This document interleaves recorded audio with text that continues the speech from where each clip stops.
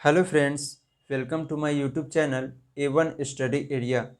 तो फ्रेंड्स, आज हम देखेंगे जीके जीएस के कुछ महत्वपूर्ण क्वेश्चन जो आपके सभी एग्ज़ाम के साथ साथ दरोगा एग्ज़ाम के पॉइंट ऑफ व्यू से, जो बिहार एसआई है उसके पॉइंट ऑफ व्यू से काफ़ी हेल्पफुल होगा और अच्छे क्वेश्चन है, सिलेक्टेड क्वेश्चन है।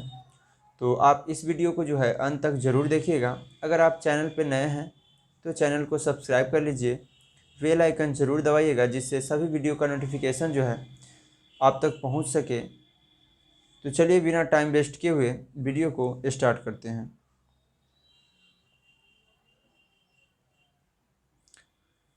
फर्स्ट क्वेश्चन है कि निम्नलिखित में से कौन सा मौलिक अधिकार विदेशी नागरिकों को प्राप्त नहीं है। ऑप्शन ए, विधि के समक्ष समता। ऑप्शन बी, अभिव्यक्ति की स्वतंत्रता। ऑप्शन सी, प्राण व दैहिक स्वतंत्रता का अधिकार। ऑप्शन डी, शोषण के विरुद्ध अधिकार। तो विदेशी, ठीक है, विदेशी नागरिकों को जो प्राप्त नहीं है वो है आपका ऑप्शन नंबर बी। ठीक है, ऑप्शन नंबर बी जो है वो विदेशी नागरिकों को प्राप्त नहीं है। अभिव्यक्ति की स्वतंत्रता जो है वो आपका अनुच्छेद 19, ठीक है, अनुच्छेद 19 विदेशी नागरिकों को प्राप्त, भारतीय नागरिकों को प्राप्त है, ना कि विदेशी नागरिकों के लिए। ठीक है, किसके अंतर्गत? अनुच्छेद 19 के अंतर्गत। तो आपका ऑप्शन नंबर बी जो है वो इस क्वेश्चन का करेक्ट आंसर हो जाएगा। ठीक है, चलिए अब चलते हैं नेक्स्ट क्वेश्चन की तरफ। नेक्स्ट क्वेश्चन है कि कानूनी विषयों पर राज्य सरकार को कौन परामर्श देता है कानूनी विषयों पर। ऑप्शन ए, महान्यायवादी। ऑप्शन बी, महाधिवक्ता। ऑप्शन सी, उच्च न्यायालय का मुख्य न्यायाधीश। और ऑप्शन डी, इनमें से कोई नहीं। तो संविधान के अनुच्छेद 165, संविधान के अनुच्छेद 165 के अनुसार जो है वो राज्यपाल द्वारा महाअधिवक्ता की नियुक्ति की जाती है। ठीक है, उसके बाद राज्य का सर्वोच्च विधि अधिकारी जो है वो महाधिवक्ता होता है अनुच्छेद 165 के तहत। उसके बाद भारत का जो महान्यायवादी जो है अनुच्छेद 76, ठीक है, अनुच्छेद जो है वो 76, इसके तहत जो है वो आपका भारत सरकार को विधि संबंधित विषयों पर सलाह देता है। ठीक है, महान्यायवादी। तो इस क्वेश्चन का जो सही आंसर है वो हो जाएगा आपका ऑप्शन नंबर बी, महाधिवक्ता। ठीक है, चलिए नेक्स्ट क्वेश्चन देखते हैं। नेक्स्ट क्वेश्चन है कि भारत के राष्ट्रीय मानवाधिकार आयोग के विषय में निम्न कथनों में से कौन सही है। ऑप्शन ए है कि इनका गठन 1993 में हुआ। ऑप्शन बी, इसके अध्यक्ष एवं सदस्यों की नियुक्ति राष्ट्रपति के द्वारा की जाती है। और ऑप्शन सी, NHRC का अध्यक्ष भारत का अवकाश प्राप्त मुख्य न्यायाधीश होता है। और ऑप्शन डी, उपयुक्त में से सभी, यानी ऑप्शन डी जो है वो इस क्वेश्चन का सही आंसर हो जाएगा। ठीक है, यानी कि ये सभी जो है आपका ऑप्शन ए, बी और सी जो है वो सही है। इसका गठन भी 1993 में हुआ और इसका अध्यक्ष एवं सदस्य की नियुक्ति जो है वो राष्ट्रपति के द्वारा किया जाता है। और NHRC का अध्यक्ष जो है वो भारत का अवकाश प्राप्त मुख्य न्यायाधीश होता है। तो ऑप्शन ए, बी, सी जो है तीनों सही है, यानी कि ऑप्शन नंबर डी हो जाएगा इस क्वेश्चन का करेक्ट आंसर। ठीक है, चलिए अब नेक्स्ट क्वेश्चन देखते हैं। नेक्स्ट क्वेश्चन है कि भारत में लोक निधि का अभिभावक कौन होता है। ऑप्शन ए, राष्ट्रपति। ऑप्शन बी, संसद। ऑप्शन सी, प्रधानमंत्री। और ऑप्शन डी, नियंत्रक एवं लेखा परीक्षक। तो भारत में जो है वो आपका भारतीय संविधान के अनुसार नियंत्रक एवं महालेखा परीक्षक जो है वो संघ एवं राज्यों की लोक निधि से सभी व्ययों की जो लेखा परीक्षा करता है तो उसे हम लोक निधि अभिभावक कहते हैं। ठीक है, यानी कि भारतीय संविधान के तहत नियंत्रक एवं महालेखा परीक्षक संघ एवं राज्यों की लोक निधियों से सभी व्ययों की लेखा परीक्षा करता है। तो उसको हम लोग बोलते हैं लोक निधि अभिभावक कहा जाता है। ठीक है, और ये जो है संविधान के अनुच्छेद 148, संविधान के अनुच्छेद 148 के अंतर्गत जो है भारत के नियंत्रक महालेखा परीक्षक की नियुक्ति राष्ट्रपति द्वारा की जाती है। किसके द्वारा? राष्ट्रपति द्वारा की जाती है। राष्ट्रपति द्वारा जो है किया जाता है अनुच्छेद 148 के तहत, जो कि ये अधिकार जो है वो राष्ट्रपति को है। ठीक है, चलिए अब नेक्स्ट क्वेश्चन देखते हैं। नेक्स्ट क्वेश्चन है कि किसे भंग नहीं किया जा सकता किंतु समाप्त किया जा सकता है। Option A Rajya Sabha, option B Vidhan Sabha, option C Vidhan Parishad, option D Lok Sabha. तो भंग नहीं किया जा सकता, तो भंग जो है वो नहीं किया जा सकता, वो हो जाएगा आपका ऑप्शन सी जो है इस क्वेश्चन का सही आंसर, यानी राज्य विधान परिषद को भंग नहीं किया जा सकता।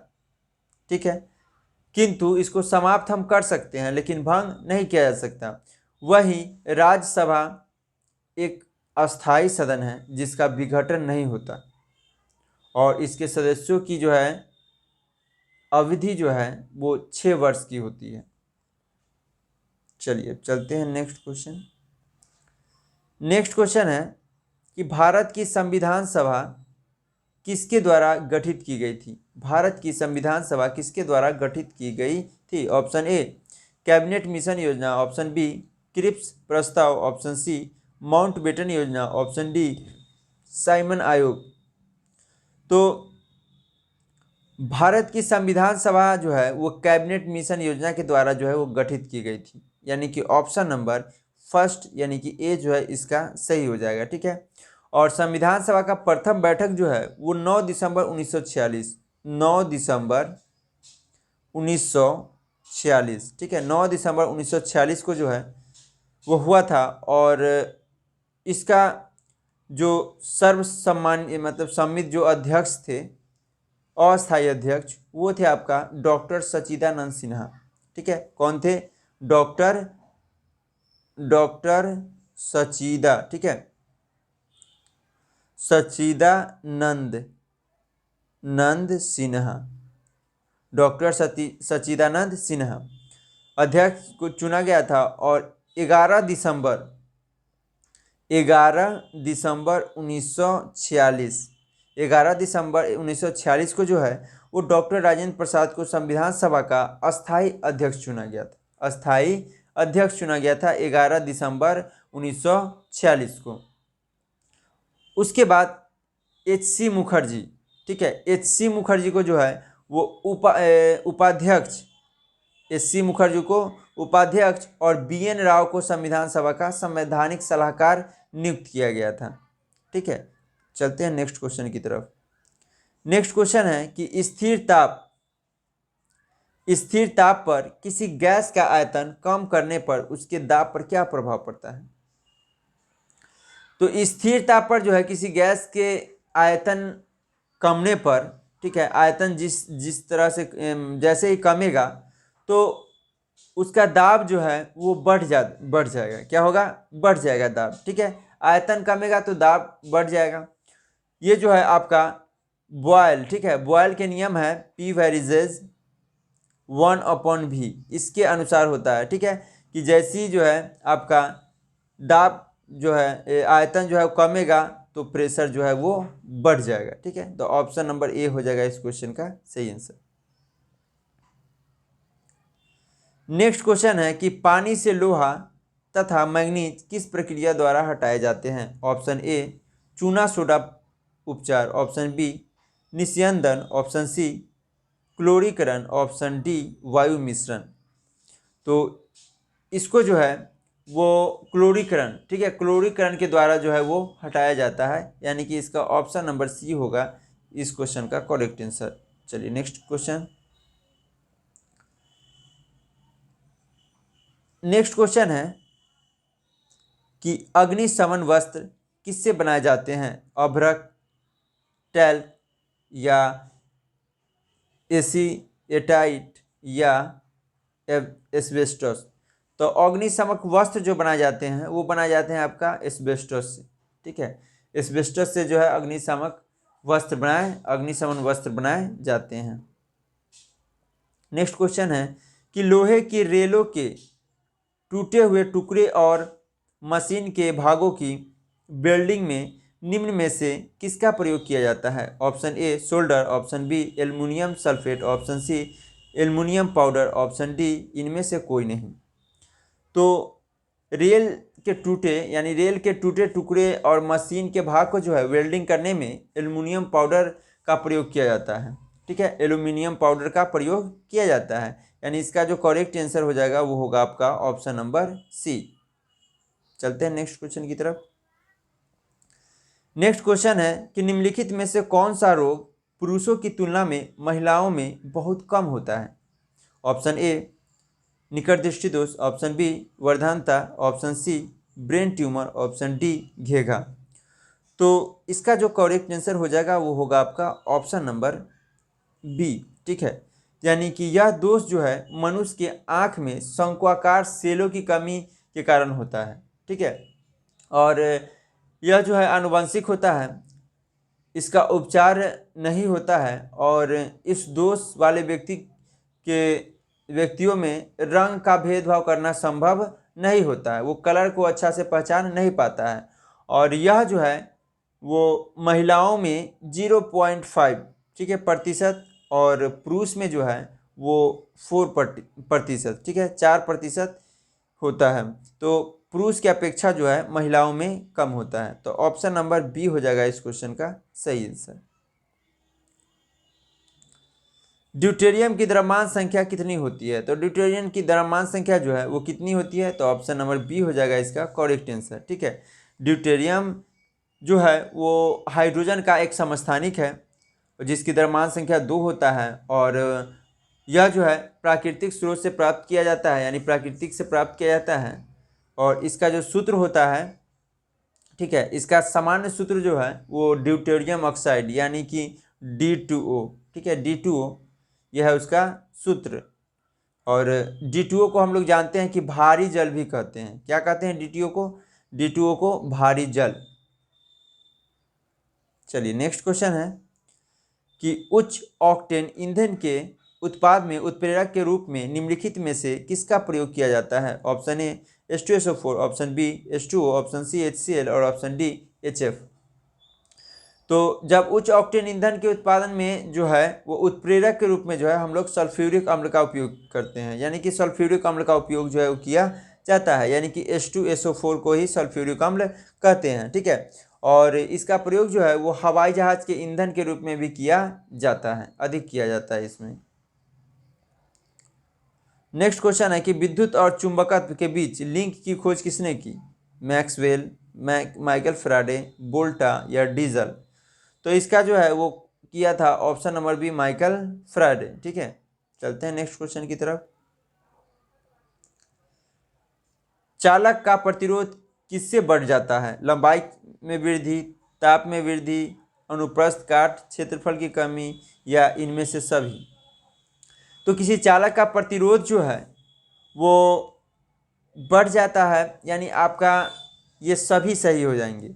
यानी अगर चालक का लंबाई अधिक है तो उससे भी प्रतिरोध बढ़ेगा, तापमान में वृद्धि उससे भी, अनुप्रस्थ काट क्षेत्रफल में कमी तो इससे भी हो जाएगा। ठीक है, क्योंकि किसी चालक का प्रतिरोध लंबाई मतलब सभी पर जो है वो डिपेंड करता है। ठीक है, तो इसका जो सही आंसर हो जाएगा आपका ऑप्शन नंबर डी हो जाएगा। ऑप्शन नंबर डी हो जाएगा इस क्वेश्चन का सही आंसर। आदर्श वोल्टमीटर की प्रतिरोधकता कितनी होती है?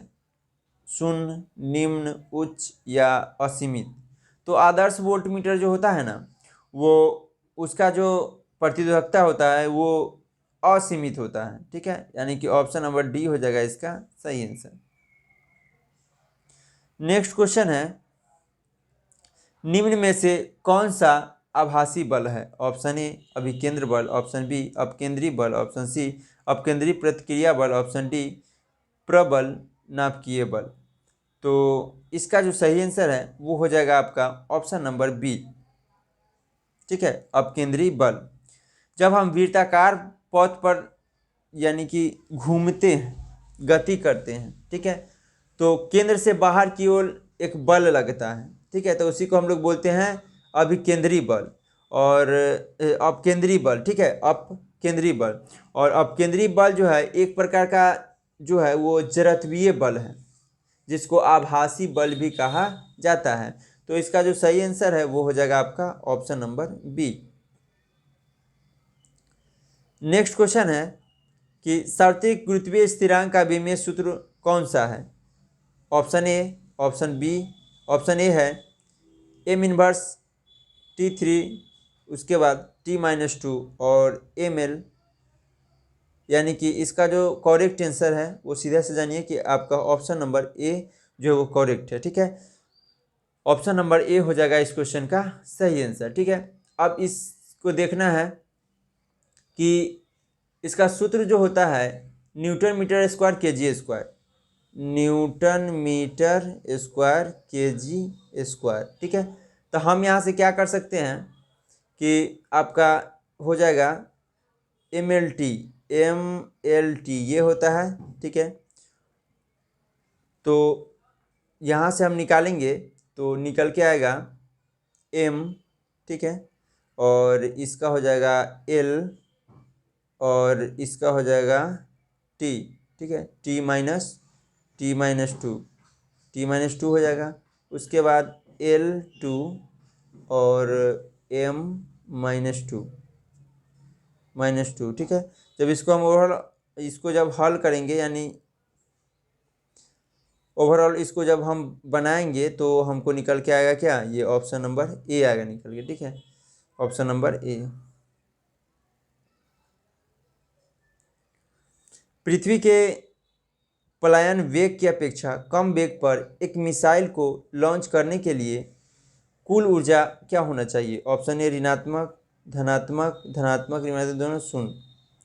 तो ये जो है पृथ्वी के जो पलायन वेग की अपेक्षा जो कम वेग पर एक मिसाइल को अगर लॉन्च करते हैं तो उसका जो कुल ऊर्जा है वो ऋणात्मक होनी चाहिए। क्या होनी चाहिए? ऋणात्मक, यानी कि ऑप्शन नंबर ए इसका सही हो जाएगा।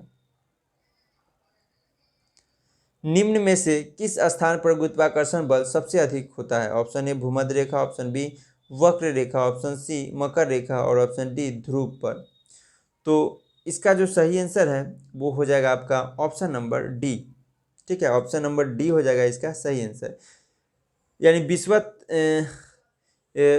पृथ्वी के गुरुत्वाकर्षण बल जो है वो सबसे अधिक ध्रुव पर होता है, उसके बाद न्यूनतम यानी कम होता है विश्वत रेखा पर, और केंद्र में जो है वो शून्य होता है। ठीक है, केंद्र में। नेक्स्ट क्वेश्चन है कि सूर्य की किरणें किस प्रक्रिया द्वारा पृथ्वी पर पहुंचती है? विसरण, विकिरण, चालन या संवहन? तो ये होता है विकिरण। किसके द्वारा? विकिरण के द्वारा जो है वो सूर्य की किरण जो है पृथ्वी तक विकिरण द्वारा पहुंचती है। ठीक है, और विकिरण प्रक्रिया द्वारा जो है वो ऊष्मा का स्थानांतर का एक माध्यम जो है, मतलब कि स्थानांतर के लिए माध्यम की आवश्यकता नहीं होती है विकिरण में। ठीक है, विकिरण में जो है विकिरण प्रक्रिया में जो है ना ऊष्मा के स्थानांतर के लिए माध्यम की आवश्यकता नहीं होती है। तो ऑप्शन नंबर बी हो जाएगा इसका सही आंसर। और क्वेश्चन है कि स्वपरागण का परिणाम क्या होगा? बाह्य प्रजनन, अंतः प्रजनन, विरल प्रजनन या अति प्रजनन? तो जब स्वपरागण होगा तो वो होगा आपका अंतः प्रजनन। ठीक है, स्वपरागण जब होगा तो उसको बोलते हैं अंतः प्रजनन। ठीक है, पुष्प में जैसे कि ये हुआ कि यदि किसी पुष्प में जो है ना परागण उसी के पराग द्वारा होता है तो उसे हम कहते हैं स्वपरागण। ठीक है, और स्वपरागण का परिणाम जो है वो होता है आपका अंतः। ठीक है, अंतः प्रजनन खुद से। नेक्स्ट क्वेश्चन है कि वे पादप जो केवल प्रकाश में भली भांति बढ़ते हैं क्या कहलाते हैं? मरुविधि, उसके बाद अधिपादप या आत्पोद विधि, उसके बाद छात्रा रागी। तो ये तो होता है छाया। ठीक है, और ये हो गया मरु। ठीक है, मरुस्थल मरु, और इसका आंसर जो है वो ऑप्शन नंबर सी हो जाएगा, क्योंकि प्रकाश से इसे यही होता है, यानी कि जो सूर्य के प्रकाश में ही विकसित होता है। ठीक है, तो वो आपका ऑप्शन नंबर, इसको बोलते हैं हेलियोफाइटा, इसको हेलियोफाइटा भी बोला जाता है, हेलियोफाइटा। हेलियोफाइटा, ठीक है, हेलियोफाइटा भी कहते हैं। चलिए नेक्स्ट क्वेश्चन, प्रकाश संश्लेषण का प्रथम अस्थायी उत्पाद क्या है? स्टार्च, सुक्रोज, उसके बाद फॉस्फोरिक ग्लिसरिक अम्ल या ग्लूकोज। तो प्रकाश संश्लेषण का जो है वो सबसे पहला जो है वो आपका यानी कि सजीव कोशिका के द्वारा प्रकाशीय ऊर्जा को रासायनिक ऊर्जा में चेंज करने की क्रिया को कहते हैं प्रकाश संश्लेषण। और ये जो है आपका इसका जो प्रथम उत्पाद है वो आपका ऑप्शन नंबर सी, ठीक है, सही हो जाएगा। चलिए नेक्स्ट क्वेश्चन है, पौधे के किस भाग को केसर के रूप में इस्तेमाल किया जाता है? बाह्यदल, पंखुड़ी, पुंकेसर या वर्तिका तथा वर्तिकाग्र। तो पौधे के पुष्प में धागे जैसी महीन भाग को केसर कहते हैं, ठीक है, उसी को केसर के रूप में प्रयोग किया जाता है, जो महीन भाग होता है धागा की तरह, ठीक है। और केसर जो है वो जो प्राप्त किया जाता है केसर वो क्रोकस सेटाइव्स, क्रोकस, ठीक है, सेटाइवस,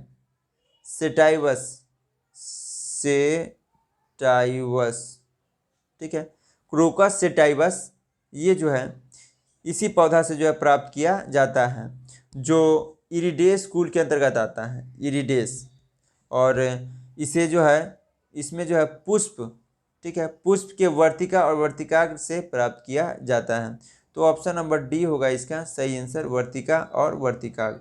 चलिए नेक्स्ट क्वेश्चन की तरफ चलते हैं, बीज प्रसुप्ति किससे नियंत्रित होता है? इथिलीन, जिब्रेलिक और एब्सिसिक, उसके बाद इंडोल एसिटिक अम्ल। तो ये जो है आपका एब्सिसिक एसिड, ठीक है, एब्सिसिक एसिड यानी कि बीजों के अंकुरण के लिए जो है वो जिम्मेदार कौन होता है? तो वो होता है जिब्रेलिक अम्ल बीजों के लिए, ठीक है, और बीजों के हार्मोन के रूप में जो है काम करता है, जबकि एब्सिसिक अम्ल जो है वो आपका प्रसुप्ति के लिए जिम्मेदार है। तो ऑप्शन नंबर सी जो है इसका सही हो जाएगा, जिब्रेलिन्स है जो बीजों को क्या करता है? अंकुरण करता है। तो आज के लिए इतना ही, फिर मिलते हैं नेक्स्ट वीडियो में। अगर वीडियो अच्छा लगा हो तो लाइक, शेयर और चैनल को सब्सक्राइब जरूर कीजिएगा। वीडियो देखने के लिए धन्यवाद।